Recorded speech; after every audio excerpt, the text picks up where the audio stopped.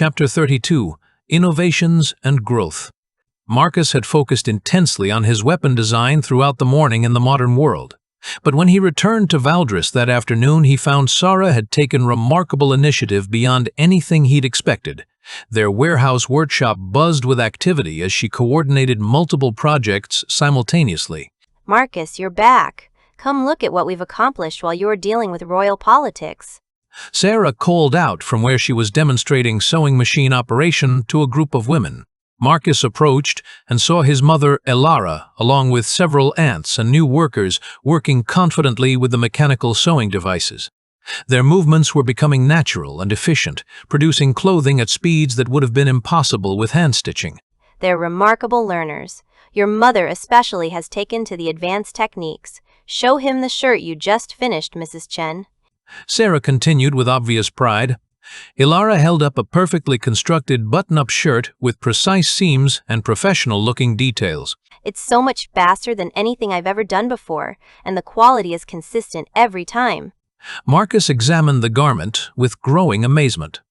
The craftsmanship was superior to most clothing available in Drakmoor's markets, created with techniques that wouldn't exist in this world for centuries. Sarah, this is incredible progress. How long did it take her to learn? About 3 days for basic operation, a week for advanced techniques. Now watch this. Sarah moved to another station where Marcus's uncles and father were working with thread production equipment. His father, Garrett, looked up with satisfaction.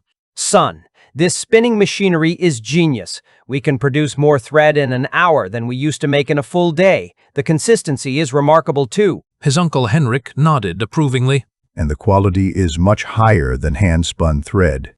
Stronger, more, even better for both durability and appearance. Marcus watched his family members working with confidence and pride in their craftsmanship.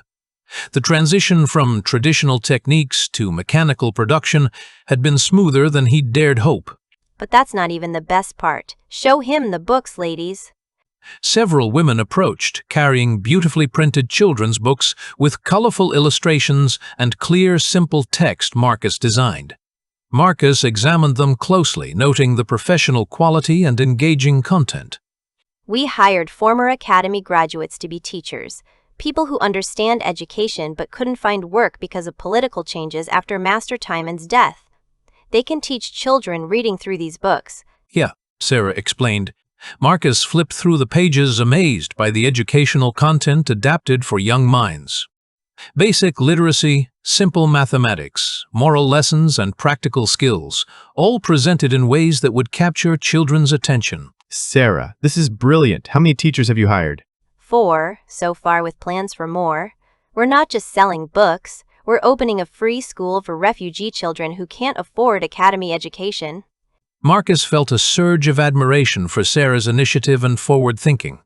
While he'd been focused on military preparations and political maneuvering, she'd been building institutions that could improve their community's long-term prospects. The first part was your idea, but I've made so much money now that I can contribute to the city by opening free education. It feels good to give back. Sarah continued modestly. Sarah, you're becoming a leader in your own right. This is exactly what our community needs. Aldrich appeared from the warehouse's business office, his arms full of documents and his expression showing satisfied exhaustion. Marcus, perfect timing. I've got enormous shipments of cotton and cotton-like plants that can be turned into threads. He gestured toward several large wagons being unloaded outside.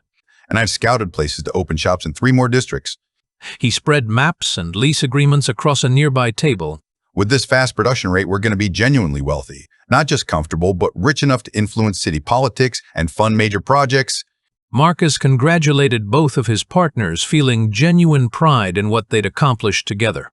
Their business had grown beyond his most optimistic projections, creating employment, education, and economic opportunities for dozens of families. You two have exceeded every expectation I had. This success gives us options I hadn't considered. Speaking of options, I've been thinking about expansion beyond textiles. What if we applied your mechanical concepts to other industries? Food, processing, metalworking, transportation? One revolution at a time, but you're thinking in the right direction. Marcus replied with a smile. That evening, Marcus worked in the workshop with Tamir, making careful adjustments to the rifle prototype. He applied lessons he picked up from the modern world, refining the design and drafting a clear formula for how the parts could be assembled. The progress steadied his nerves, giving him something solid to hold on to. As evening approached, Marcus prepared food and supplies to take to the defenders' camp. He wanted to check on Tom and Palwin's training progress and coordinate with the resistance leadership about tactical planning. The forest path to the hidden camp felt familiar now, though Marcus remained impressed by how well concealed their operations were. He could hear training sounds before he could see any structures.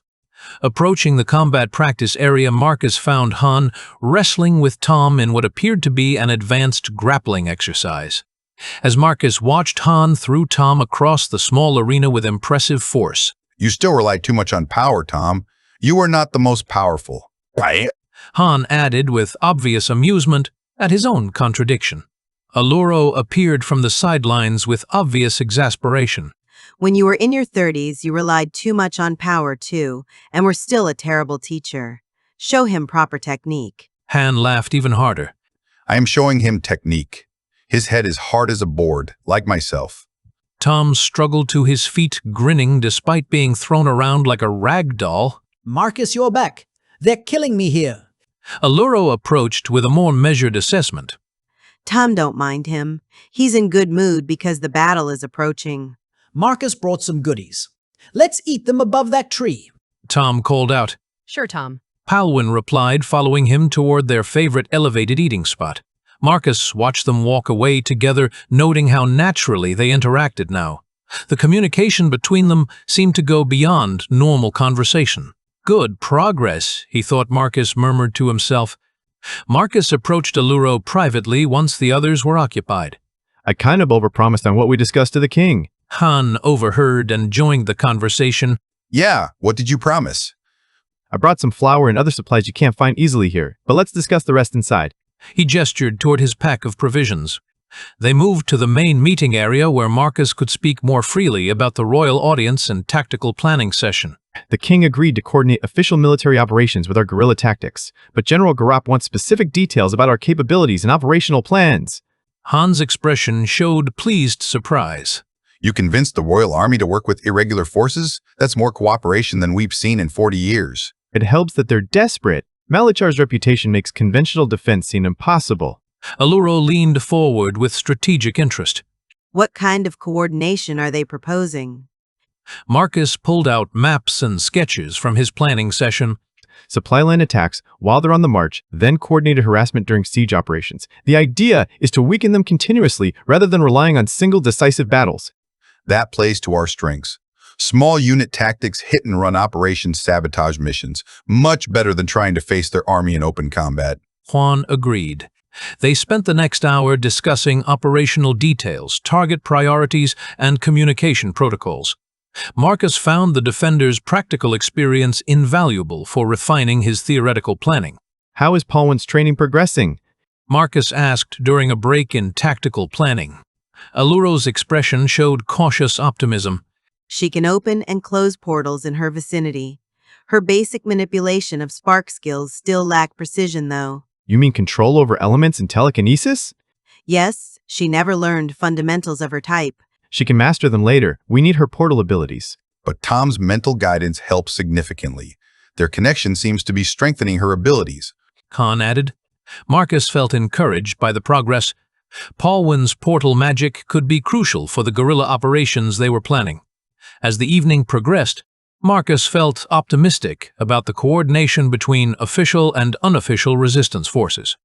The defenders had capabilities that conventional military planning couldn't provide, while the Royal Army offered resources and legitimacy that the irregulars needed.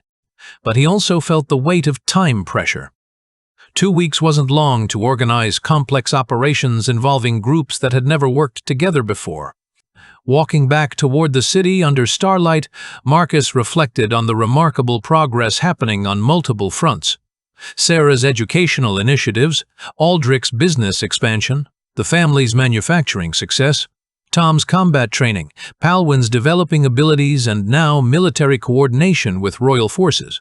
For the first time since learning about Malachar's approaching army, Marcus felt like they might have genuine chances for survival and success. Not guaranteed victory, but real possibilities if everything came together properly. The challenge would be maintaining momentum while preparing for the largest crisis any of them had ever faced.